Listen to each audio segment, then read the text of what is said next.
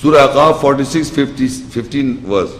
وَوَصَّيْنَا الْإِنسَانَ بِوَالِدَيْهِ إِحْسَانًا حَمَلَتْهُ أُمُّهُ كُرْهًا وَوَضَعَتْهُ كُرْهًا وَحَمْلُهُ وَفِصَالُهُ 30 شهرا حَتَّى إِذَا بَلَغَ أَشُدَّهُ وَبَلَغَ 40 سَنَةً.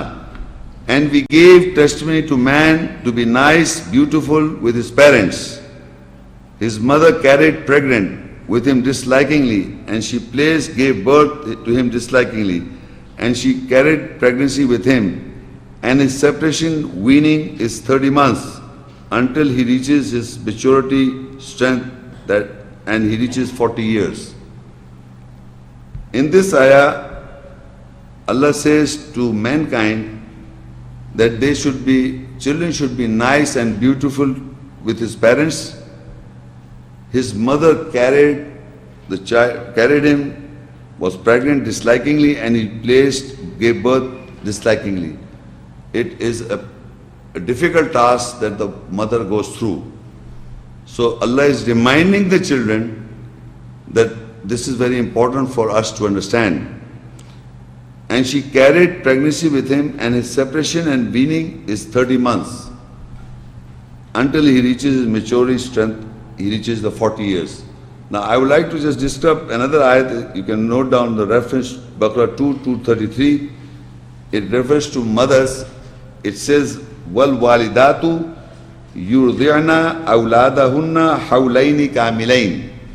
It simply means mother should feed their children, completing two surroundings. One surrounding is in the mother's womb. One surrounding for the child is in the mother's womb. The other surrounding is outside the womb, that is breastfeeding. So both of these surroundings should be completed, and that months is written is 30 months. وَالْوَالِدَاتُ يُرْضِعْنَا أَوْلَادَهُنَّ حَوْلَيْنِ كَامِلَيْنِ. That they have to complete the two surroundings. One is the inner surrounding and one is the outer surrounding, and total becomes 30 months. So now you see, if the child is born of 9 months, how much the breastfeeding would be? 21 months. It is not 2 years. It all depends upon the child. If the child is born of 10 months, it would be 20 months. If the child is born of 8 months, it will be 23 months, because you have to make 30. 30 months is the number given. So it is not a fixed amount of number, it all varies according to the birth of the child. Because Allah says, وَالْوَالِدَاتُ يُرْضِعْنَا أَوْلَادَهُنَّ حَوْلَيْنِ كَامِلَيْنِ. They have to complete two surroundings.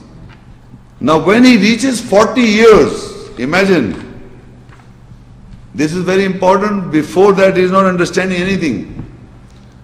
What and how to respect their mothers. When he reaches 40 years, the same person says, قَالَ رَبِّي أَوْزِعْنِي أَنْ أَشْكُرَ نِعْمَتَكَ الَّتِي أَنْعَمْتَ عَلَيَّ وَعَلَى وَالِدَيَّ وَأَنْ أَعْمَلَ صَالِحًا تَرْضَاهُ وَأَصْلِحْ لِي فِي ذُرِّيَّتِي إِنِّي تُبْتُ إِلَيْكَ وَإِنِّي مِنَ الْمُسْلِمِينَ. When he reached 40 years, he said, "O my Lord, assign me that I am thankful for your blessing, that you blessed over me and over my parents, and that I do correction, you are pleased with it, and correct for me in offsprings, descendants. Surely I repent towards you, and surely I am from the Muslim submitters."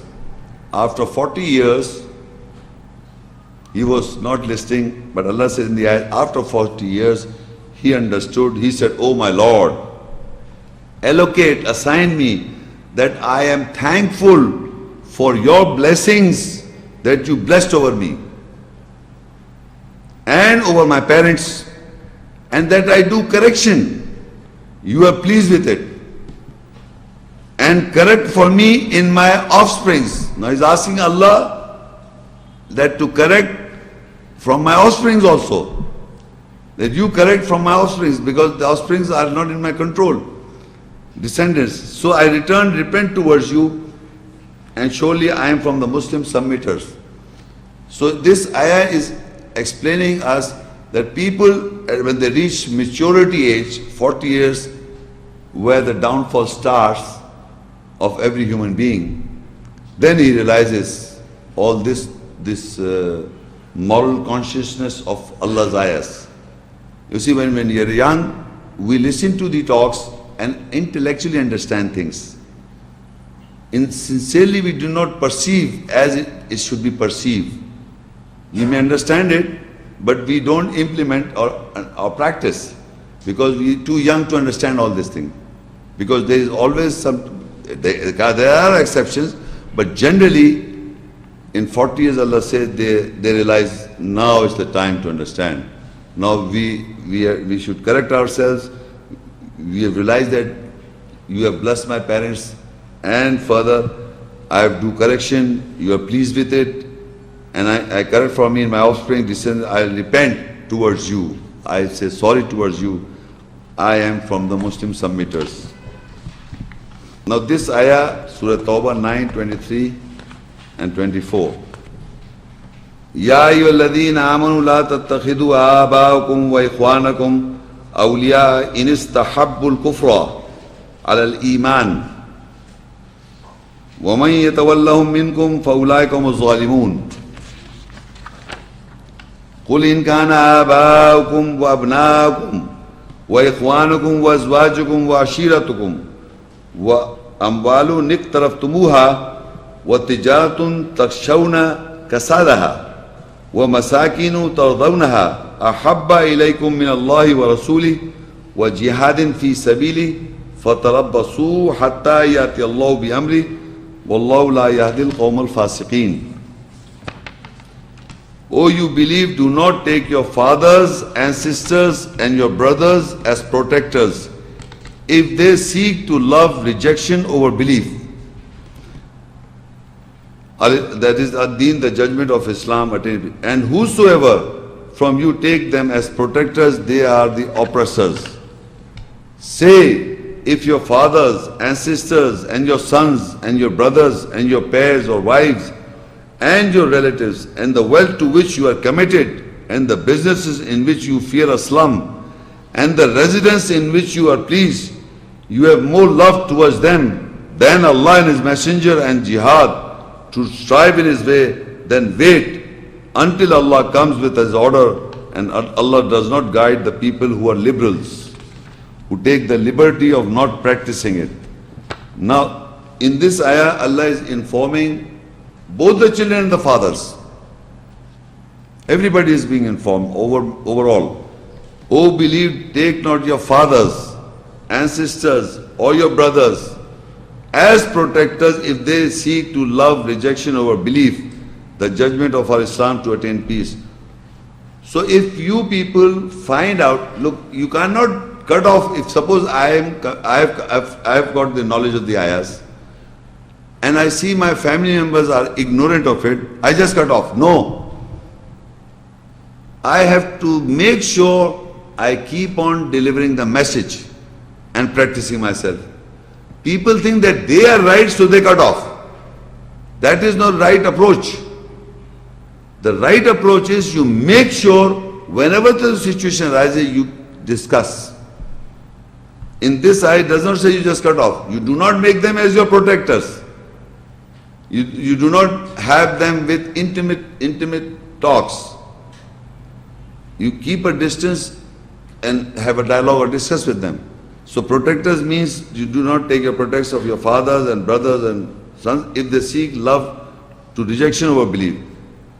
And whosoever from you take them as protectors, they are oppressors. And if your fathers or ancestors and your sons and your brothers and your pair of wives and your relatives and the wealth to which you are committed and the business in which you fear a slum and the residence in which you are pleased, you have more love towards them than Allah and His Messenger and jihad to strive in His way. You see, in these categories, we mankind in all times, they are the most dearest things for us. every man. Number one, father is a bondage that can never be breakable. And sister, your sons, your brothers, your pairs of wives, and your relatives, and the wealth you have, which you have committed, and the business in which you fear a slum, and the residence in which you delight, or you are pleased, you have more love towards them than Allah and His Messenger, and jihad to strive in His way, then you wait until Allah comes with His order. So in this you will see the son and father, both of them are mentioned. And the rest of all the things that are to be loved, and people love. Who don't love? Loving them is not wrong, but not beyond the orders of Allah. You can love all these things, but it says if you love more than what Allah has said in the ayahs of the Quran, meaning you are surpassing the orders of Allah, then it's dangerous for you and for the children, or for the family and everything, in the business, everything. So you can love them, but you cannot surpass the laws of God. That is what it says, you have more love towards them than Allah and His Messenger, and to jihad to strive in His way, then wait until Allah comes with His order of destruction. And Allah does not guide the people who are liberals, taking the liberty of not practicing it. So we must understand why I am talking about this ayah, that all the emotional attachment to your fathers, brothers, sisters, ancestors, businesses, the residences, everything Allah has made not below what you have to have more love. You see, as you love your father, you must have more love to God. As you love your brother, you have to have more love to Allah. When Allah is not known, how can you love of nothing? Can you love somebody which you don't even comprehend? So you have to understand how you love Allah. When you read an ayah and it gives you peace of mind, when Allah communicates you and when you understand the ayah's essence, it is an emotional attachment with that ayah. That is how you start loving Allah. You see, it's just words. How do you get influenced by other people? Because the father and the mother and the brother and the sister or the business, everything, they speak words. Father speak words, brother speak words, sister speak words. They show their love and affection. So Allah is also showing love and affection to mankind if you hear the words. If you hear the words and if you comprehend the words and you have feelings and attached to the words, then the love begins in you. Otherwise, how can you love Allah? So one of the ayahs Allah says, if you love Allah, follow me, the messenger. So if you love Allah, you cannot love Allah when you don't know what Allah is. How can you love something which you don't understand? You know your father, you know your brother, you know the businesses, you know the residences, what is comforts. So similarly, if you say, I love Allah, then you must know how to love Allah. And you cannot love Allah if it's an idol in your mind. Idol means you just imagine Allah that He loves you. In your imagination, and not in real true sense. So now I am ending this lecture with two examples where Allah says that in parent-children relationship, it is not a must that if the father is right, the son is right. If the son is wrong, or if the son is right, the father should be right. It is vice versa also in the There are mentioned like Ibrahim alayhi salam is mentioned as a father, his son Ismail salam, Ishaq salam, they were also prophets. Then Ishaq salam as a son of Yaqub, he was a prophet, and Yaqub salam as a son of Yusuf salam is a prophet. Ibrahim's wife is also a righteous woman. So whole family was a righteous woman, righteous people, and they are Ahlul Bayt, the last lecture I explained, and they are family of the house. But it is not necessary that it will remain like this, because in Surah Hud 11:45-46, there is a narration about Nuh alayhi salam and his son. وَنَادَى نُوحُ رَبَّهُ فَقَالَ رَبِّ إِنَّ ابْنِي مِنْ أَهْلِي وَإِنَّ وَعْدَكَ الْحَقُّ وَأَنْتَ أَحْكَمُ الْحَاكِمِينَ. And Nuh called his Lord, so he said, O my Lord, surely my son is from my family, and surely your promise is true, and you are the best governor of the governors. قال يا نوح إنه ليس من أهلك إنه عمل غير صالح فلا تسألني ما ليس لك به علم إني أعيذك أن تكون من الجاهلين. He said, Oh no, surely your son is not from your family. Surely his deed or works is not corrected one. So you do not question me or ask me what you do not have any knowledge with it. Surely I sermon you that you will I sermon you that you will become from the ignorant one. Nuh al-Islam in Quran is the messenger of Allah, and there was a situation that I asked where Allah asked him to make a boat, and in that boat believers will sit. So he was asking, Nuh al-Islam was asking his son to sit in the boat because some punishment is going to come. Now, when he called, before he said to his son, he called Allah, and he said, Nuh al-Islam said to his Lord, Oh my Lord, surely my son is from my family, and surely your promise is true, and you are the best of the governor of governors.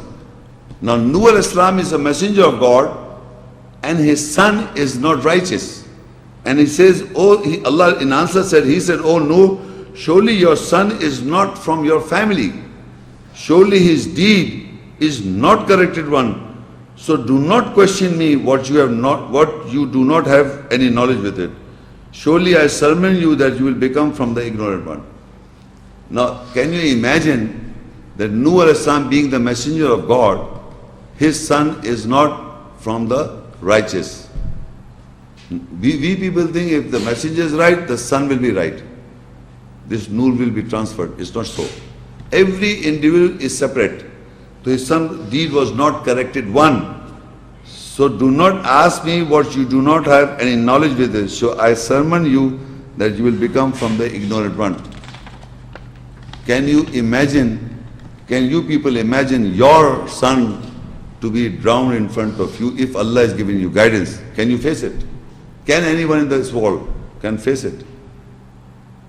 So these are examples are given for what? Just for enjoyment. These examples are specifically given to take a lesson that it might happen that you get the guidance, and it might happen that your son doesn't get the guidance. You are hurt, I may not get hurt so much, but when my son is hurt, I will get hurt. That's a natural process. And the nearness of Allah is getting hurt. A punishment, eternal fire. But when Allah answered that if you ask me, you will become of the rejectors because his deeds or his amal are not other than what they should be. So, and do not become from the ignorant ones, because Nuh al-Islam did not know that his son was not righteous. And when Allah answers that, he responded to him, so he came to know that his son was not righteous. So further Nuh al-Islam say, Surah Hud 11:47, قَالَ رَبِّي إِنِّي أَعُوذُ بِكَ أَنْ أَسْأَلَكَ مَا لَيْسَ لِي بِهِ عِلْمٍ وَإِلَّا تَغْفِرْ لِي وَتَرْحَمْنِي أَكُنْ مِنَ الْخَاسِرِينَ. Nuh says, O my Lord, surely I seek refuge with you that I question you or ask you with that I do not have knowledge with it. If you do not forgive me and do not have mercy on me, I'll be from the lost ones. Now, the ayah that I read before, he was asking forgiveness for his son. And when Allah said, your son, his actions are not according to the deeds that were required for, any human being can get hurt. Instead of getting hurt, he says, Oh my Lord, or Nuh said, Oh my Lord, surely I seek refuge with you that I question you with what I do not have any knowledge with it. If you do not forgive me and do not have mercy on me, I'll be from the lost ones. Where is the love of son has gone? Gone, finished, nothing. I'm telling you, every born is born alone. It is you alone to have forgiveness. You are born alone, you will die alone, you will face God alone. No relative, no one will intercede you. Believe me. Not your father, not your son, not your brother, not your mother, not the messenger until you are righteous. So you must understand that the other side, you will have no feelings for your son if he is burned in hell. Here you may have. Not that side. Because that is why he said, I am sorry, I forgive me. And I do not, and if you do not have mercy, I'll be from the lost ones. Even asking this is wrong. Even asking, because I do not have the knowledge that my son is not of my family, his deeds was not correct in your sight, so I asked you. But the moment he was clarified, he said, I'm sorry, if you will not forgive me and do not have mercy on me, I'll be from the lost ones. This is not a joke for people who want to become believers, who want to follow the messengers. Leave that, throw that label out as a Muslim submitter for Allah. You know, when you say, when I'm a Muslim submitter for Allah, it has a great weight. I only submit to the Allah means it carries tremendous amount of weight that you have to sacrifice everything for Allah. Submit to Allah means that you submit to Him only. All the relations, everything is broken. This is submission. You say, I submit to Allah, but you have love for your father. You have submitted, you have love to your mother. You submit to Allah, you listen to them. You are a mushrik, totally. How can you be a Muslim for Allah only when you only submit to Him and you listen to Him only? That is the basic teaching of Allah, that you listen to no one. Do not associate anyone with me. He is very, very possessive, Allah. He can forgive anything, but He cannot forgive the shirk, meaning you are associating any more feelings towards someone than God Almighty. And believe me, we are stuck up in all these things. We are stuck up. And further he says, Surah Nur 71:28, Rabbi Filli wali walidayya waliman dakhala baytiya mu'mina walil mu'minina wal mu'minat wala tazid zalimin illa tabara. O my Lord, forgive me and my parents and those who entered in my house as believer, and for the believing men and the believing women, and do not increase the oppressors except in destruction. Now, again, Nur al-Islam is praying that first is asking forgiveness for himself. Rabbi Filli, forgive me, forgive for me. Wali walidayya, and his parents. Waliman dakhala baytiya mu'mina, and whoever entered my house as believer. Now what is the house of Nuh al-Islam? Nuh al-Islam's house is not like a physical structure and people are coming and sitting. No. Why? Because it is described with mu'min. Whoever enters my house, believer, as a believer, for the believing men and for the believing women. So this house is representing the house of Allah. Every messenger house of belief is the house of Allah, because that house of Allah is for believers. Our first house, Ahl al-Bayt, people of the house. Every believer is Ahl al-Bayt, in the nearness of God, if you are in true sense the believer for that house as the first house. So Nuh al-Islam's house is nothing but the house of Allah's house. So whoever enters in my house, because all the messengers represented Allah, they were deputy of Allah. So when they entered in the house of Allah, or you can say entered in the house of Nuh house, you can say Nuh alayhi salam's book or Musa book or Allah's book. This is very clear, Allah's book or messenger book, because message and between messenger and Allah you cannot differentiate, because they don't say of their own desire except what they are commanded to do so.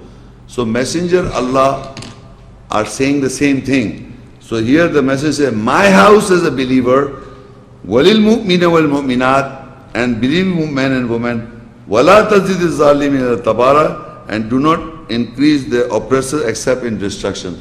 But the oppressors increase in destruction when they listen to these things. This is very harsh religion, they say. Now similar narration is mentioned with this relationship. You saw Nuh alayhi salam as the messenger of God, but the son was not righteous. He asked for forgiveness for his son, or he asked Allah to guide him or whatever, but Allah said his works, his deeds are other than correct ones. So here if I read, it is the father being, before I read, the father was right, but the son was wrong. In this ayah, the son is right in the nearness of Allah and the father is wrong. These examples is shown to you because you should know what is your position. If you are a son, you should know how to talk to your father. If you are a father, then you must know how to talk to your children. This is why these two examples are given in the Quran by the messengers in relation with messenger.